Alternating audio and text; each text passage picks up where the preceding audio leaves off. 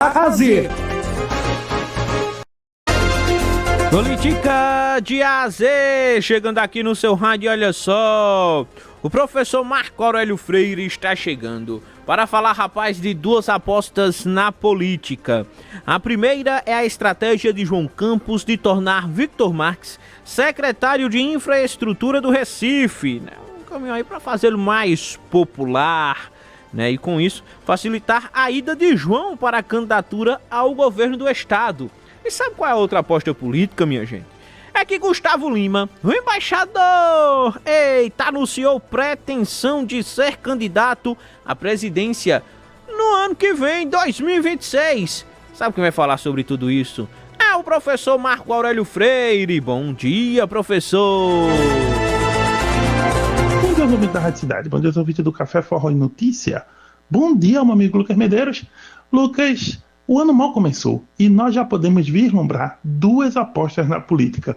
A primeira delas vem do plano nacional. É que o cantor de sertanejo Gustavo Lima deu declaração dizendo que pretende se candidatar em 2026 à presidência da República.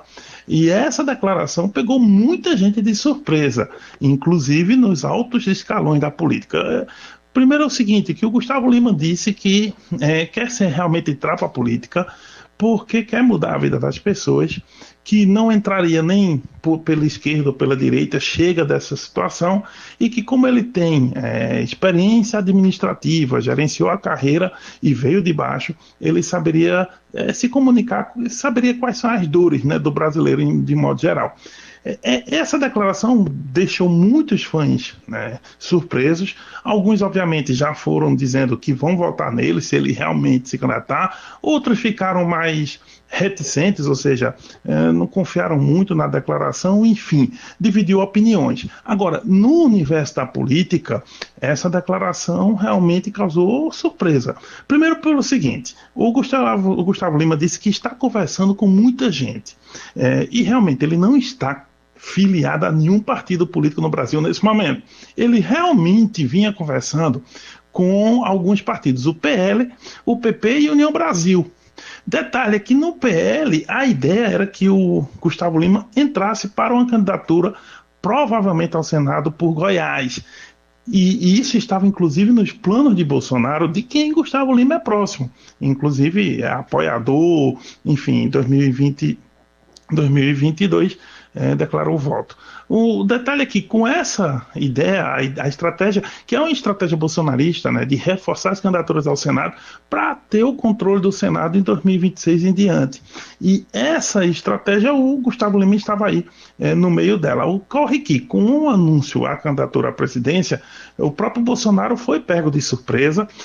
Outras pessoas do universo bolsonarista, como Nicolas Ferreira, que é deputado por Minas, brincou, ironizou, disse que cachaça foi essa que o Gustavo Lima tomou, e isso ele escreveu em suas redes sociais, porque muitos do universo político ainda não entenderam a jogada.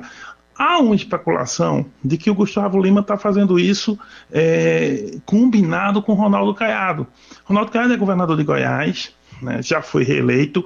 Nesse momento tem uma decisão contra ele, impedindo que ele se candidate a qualquer outra coisa, né, por uma questão que ele foi condenado aí por abuso do poder econômico, mas ele pode aí ainda recorrer. E aí isso seria uma estratégia onde o Gustavo Lima estaria anunciando a candidatura à presidência para depois conseguir uma candidatura ao Senado. Há essa especulação, mas se ele realmente insistir na candidatura pelo PL, a presidente, ele dificilmente vai conseguir, porque os planos centrais no PL é de garantir a candidatura de Bolsonaro ou de quem Bolsonaro queira, uma vez que, apesar de inelegível, Bolsonaro é o maior nome, né, do PL e da direita como um todo.